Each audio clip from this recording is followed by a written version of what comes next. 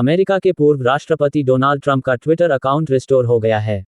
Twitter के नए boss Elon Musk के ऐलान के बाद ट्रंप की 22 महीने बाद इस सोशल मीडिया प्लेटफॉर्म में वापसी हो गई है। इससे पहले मस्क ने बाकायदा ट्वीट कर यूजर्स को जानकारी दी कि जैसा कि लोगों की इच्छा है कि ट्रंप का ट्विटर अकाउंट रिस्टोर किया जाए तो ऐसा ही होगा। कतर में आज से फुटबॉल का सबसे बड़ा टूर्नामेंट विश्व कप शुरू हो रहा है। अगले 29 दिनों तक इस अरब देश में फुटबॉल का जादू देखने को मिलेगा। मेजबान कतर और इक्वाडोर के बीच रात 9:30 बजे उद्घाटन मैच खेला जाएगा। कतर और इक्वाडोर के बीच मुकाबले से पूर्व शाम 7:30 बजे से उद्घाटन समारोह शुरू होगा। इसमें दक्षिण कोरिया की बीटीएस बैंड का धमाल देखने को मिलेगा। जंगकुक अपने 7 साथियों के साथ प्रस्तुति देंगे।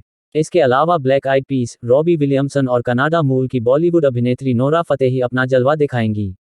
विदेशी पोर्टफोलियो निवेशकों एफपीआई का भारतीय शेयर बाजारों में आक्रामक लिवाली का सिलसिला जारी है।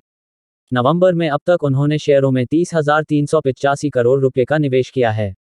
भारतीय रुपये के स्थिर होने तथा दुनिया की अन्य अर्थव्यवस्थाओं की तुलना में घरेलू अर्थव्यवस्था मजबूत होने की वजह से विदेशी निवेशक एक बार फिर भारत पर दांव लगा रहे हैं। जम्मू कश्मीर के अनंतनाग जिले में आज सुबह सुरक्षाबलों और आतंकवादियों के बीच मुठभेड़ में एक हाइब्रिड आतंकवादी मारा गया। तलाशी के दौरान जब सुरक्षाबल संदिग्ध ठिकाने पर पहुंचे तब आतंकियों ने गोलीबारी शुरू की दी, जहां जवाबी कार्रवाई के दौरान एक आतंकी मारा गया। श्रीनगर में भी सुरक्षाबलों ने 3 आतंकियों को गिरफ्तार किया है। पुलिस ने आतंकियों के पास से भारी मात्रा में हथियार बरामद किए हैं। मारा गया आतंकी 13 नवंबर को बिजबेहरा के राखमोमिन में एक प्रवासी मजदूर की हत्या में शामिल था। नेपाल में आज एक ही चरण में केंद्रीय और प्रांतीय चुनाव हो रहे हैं। नेपाल के चुनाव आयोग ने मतदान कराने के लिए कुल 10,892 पोलिंग केंद्र और 22,227 बूथ तैयार किए हैं। नेपाल में साल 2015 में संविधान बदले जाने के बाद से ये दूसरे चुनाव हैं। नेपाल के इन आम चुनावों को पुराने पारंपरिक नेताओं और नए उम्मीदवारों के बीच मुकाबले के रूप में भी देखा जा रहा है।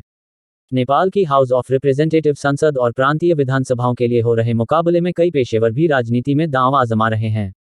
नेपाल की संसद में कुल 275 सीटें हैं, जिनमें 165 सीटों पर फर्स्ट पास्ट द पोस्ट व्यवस्था के तहत चुनाव हो रहे हैं। टाटा ग्रुप की एयर इंडिया जल्द ही यात्रियों की सहूलियत के लिए प्रीमियम इकोनॉमी क्लास की सुविधा शुरू करने वाली है। इसी साल दिसंबर से एयर इंडिया की लंबी दूरी वाली उड़ानों में प्रीमियम इकोनॉमी क्लास की सुविधा शुरू हो जाएगी, जिससे यात्रियों को और अधिक कंफर्ट मिलेगा। एयरलाइन ने लगभग 20 विमानों को बहाल कर दिया है, जो पुर्जों और धन की कमी के कारण वर्षों से खड़े थे।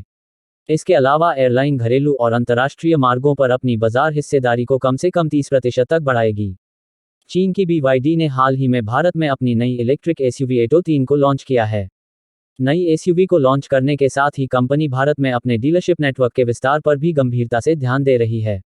कंपनी अपनी नई एसयूवी की डिलीवरी अगले साल जनवरी से शुरू करने वाली है। ऐसे में कंपनी जल्द से जल्द भारतीय शहरों में डीलरशिप नेटवर्क का विस्तार करना चाहती है। BYD भारत में कुल 24 डीलरशिप खोलेगी।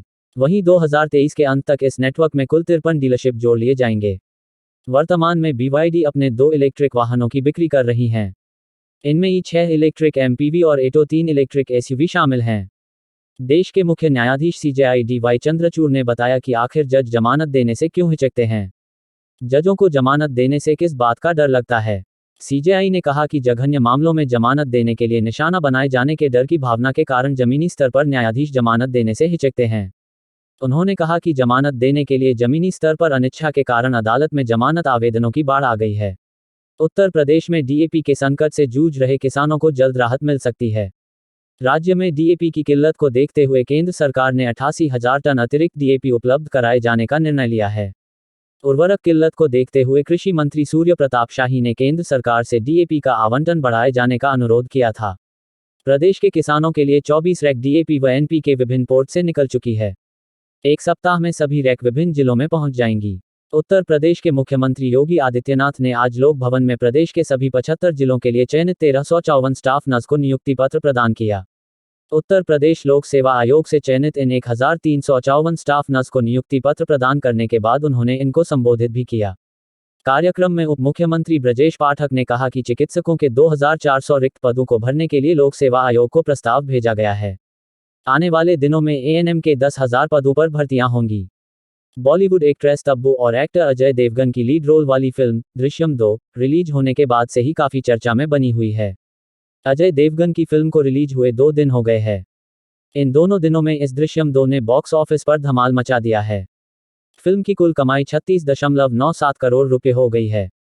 कहा जा रहा है कि ये फिल्म बॉक्स ऑफिस पर 100 करोड़ रुपए कमा सकती है।